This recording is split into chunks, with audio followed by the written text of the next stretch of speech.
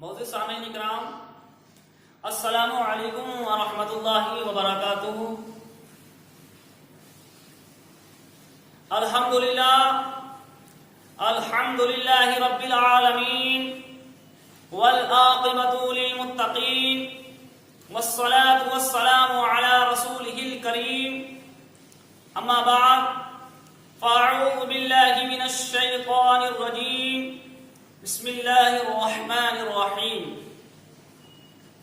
ھذا بیان للناس وہدی وموعظۃ للمتقین، صدق اللہ العظیم وصدق رسول النبی الامین المبین الکریم، ونحن علی ذلک لمن الشاہدین والشاکرین، والحمد للہ رب العالمین۔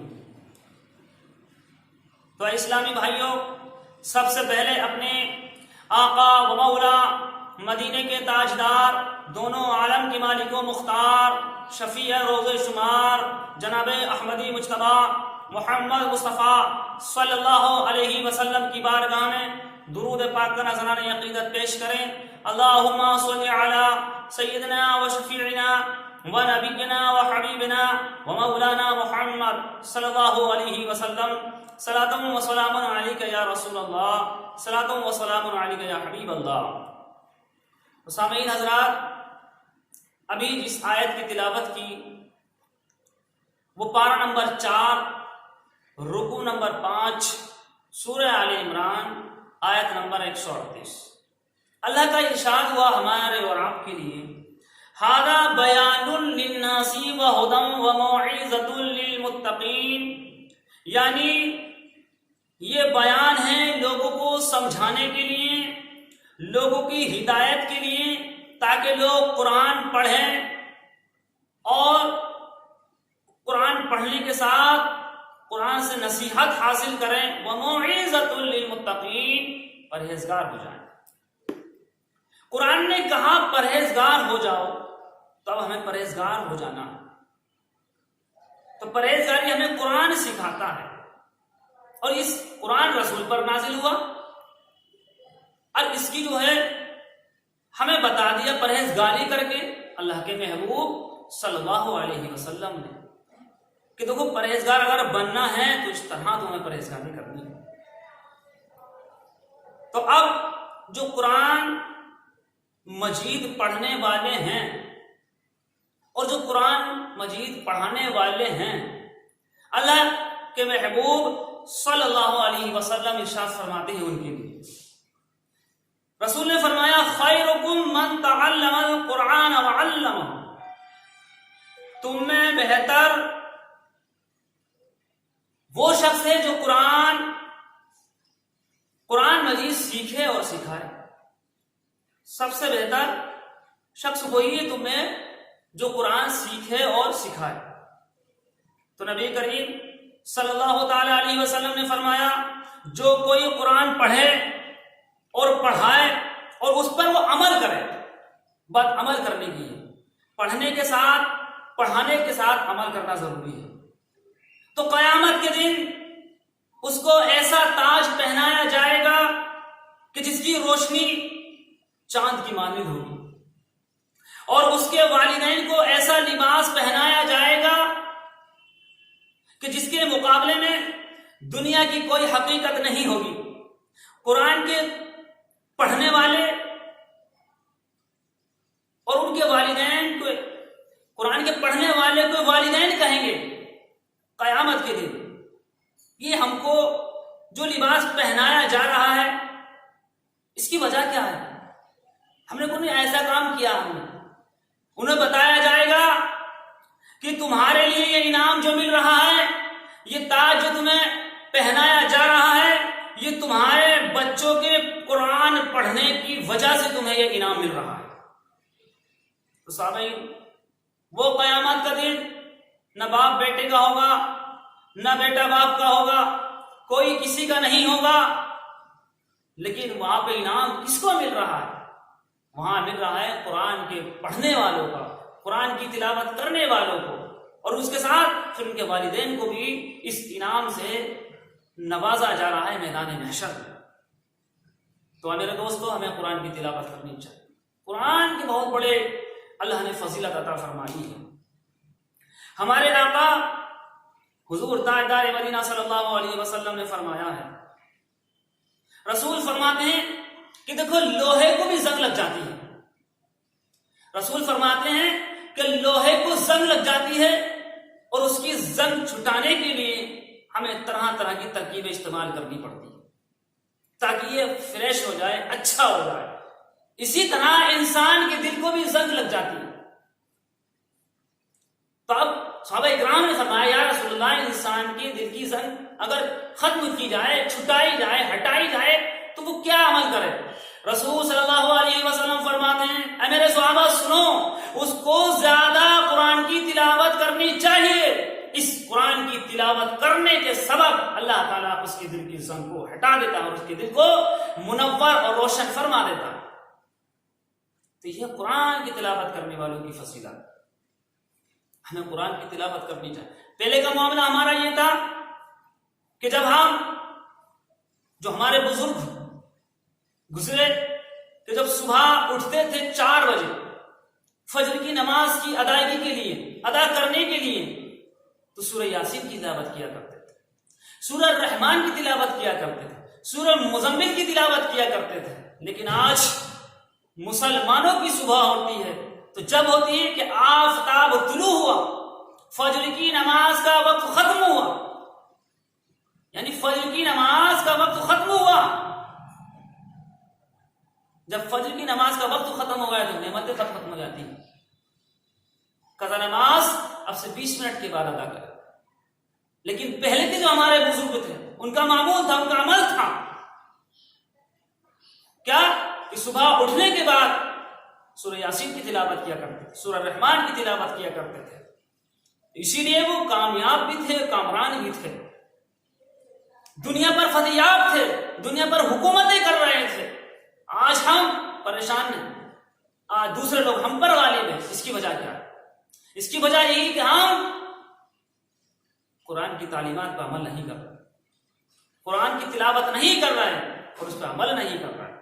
وہ لوگ قرآن کی تلاوت بھی کیا کرتے تھے اور اس پہ عمل بھی کیا کرتے تھے، اسی لیے وہ حکومتیں بھی کر رہے تھے، بادشاہ بھی تھے. لیکن آج ہم ذلت و رسوائی میں مبتلا ہوتے چلے جا رہے ہیں. اس کی وجہ کیا ہے؟ قرآن کی تلاوت. آج ہم اپنے گھروں میں اگر قرآن کی تلاوتیں کرنے لگ جائیں، سورہ رحمان، سورہ یاسین، سورہ مزمل، کوئی بھی قرآن کی آیت، کوئی بھی قرآن کا پارہ اگر ہم پڑھنے لگ جائیں بات قرآن کی تلاوت کی، تو انشاءاللہ العزیز اللہ تبارک و تعالیٰ قرآن کی تلاوت کی برکت سے ہمیں اور آپ کو کامیاب و کامرانی عطا فرمائے. اب کیسے؟ اب توجہ چاہوں گا حضرت فاطمہ زہرا پر کہ کیا تلاوت قرآن ہوتی ہے. حضرت فاطمہ زہرا سلام اللہ علیہا جب فجر کی نماز ادا کرتی ہیں اور اس کے بعد قرآن کی تلاوت کرتی ہیں، تلاوت قرآن کرنے کے بعد جب آفتاب طلوع ہوتا ہے تو دوسری نمازوں کا وقت ہو جاتا ہے، نفل نمازیں ادا کرتی ہیں.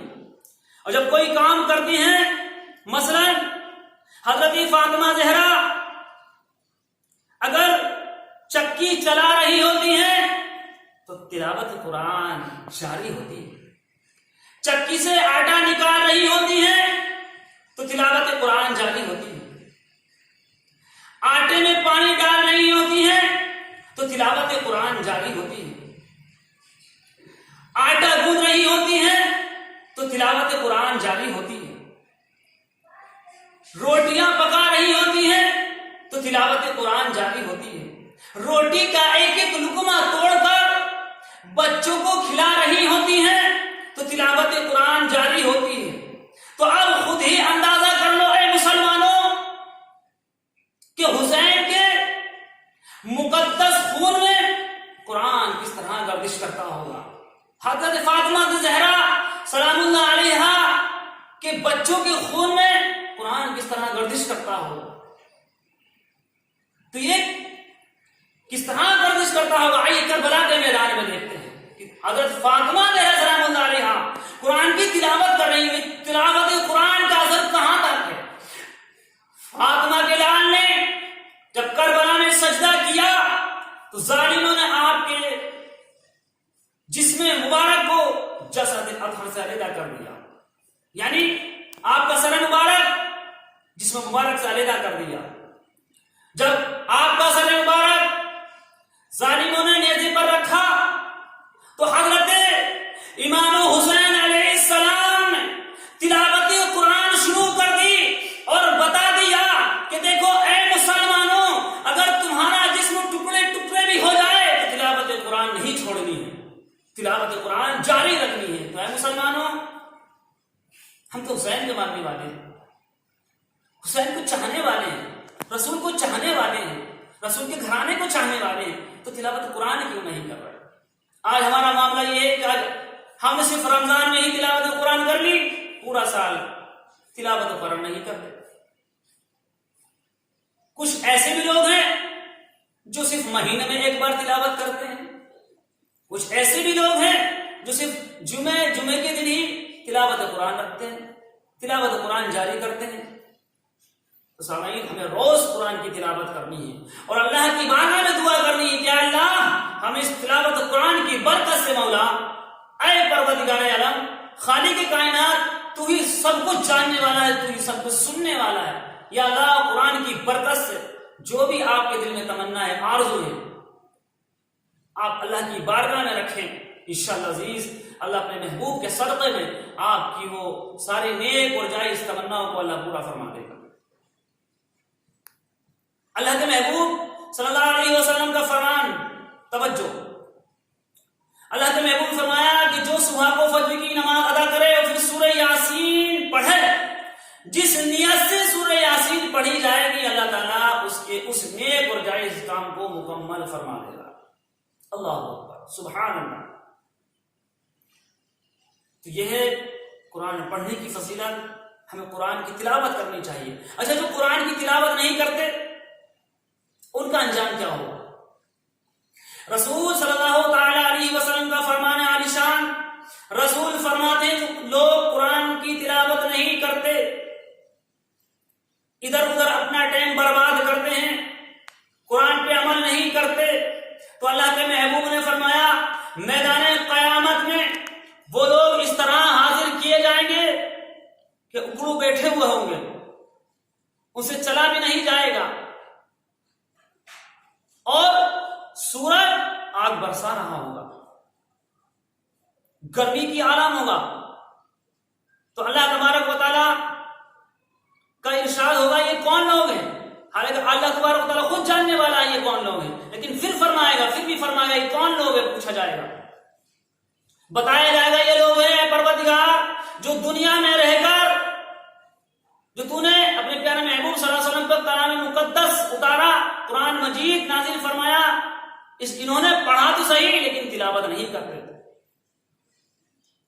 اور جب تلاوت نہیں کرتے تھے تو بھول گئے، کچھ لوگ بھول بھی جاتے ہیں۔ تو اللہ تبارک و تعالی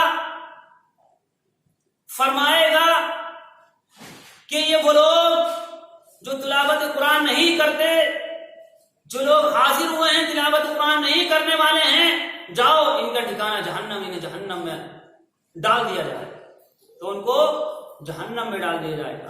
تو سامعین، ہمیں چاہیے کہ ہم صبح فجر کی نماز ادا کریں، تلاوت قرآن ادا کریں، جاری رکھیں اپنے گھروں میں، تو اس قرآن کی تلاوت سے اللہ تمہارے گھروں میں رحمتیں عطا فرمائے گا، برکتیں عطا فرمائے گا۔ اس قرآن کی برکت سے اللہ تبارک و تعالیٰ تمہارے گھروں میں جو آفت و بلیات ہیں اس کو بھی دور فرما دے گا، اور جو تمہارے گھر میں بیماریاں ہیں اگر تم تلاوت قرآن جاری رکھو گے تو اللہ تعالیٰ تم بیماریوں سے تمہیں شفائے کاملہ عاجلہ فرما دے گا۔ تو سامعین، کیونکہ یہ قرآن ہے لوگوں کی ہدایت کے لیے، اور پھر اس کے ساتھ تم اللہ کی طرف متوجہ ہو جاؤ گے، اللہ کو چاہنے والے بن جاؤ گے۔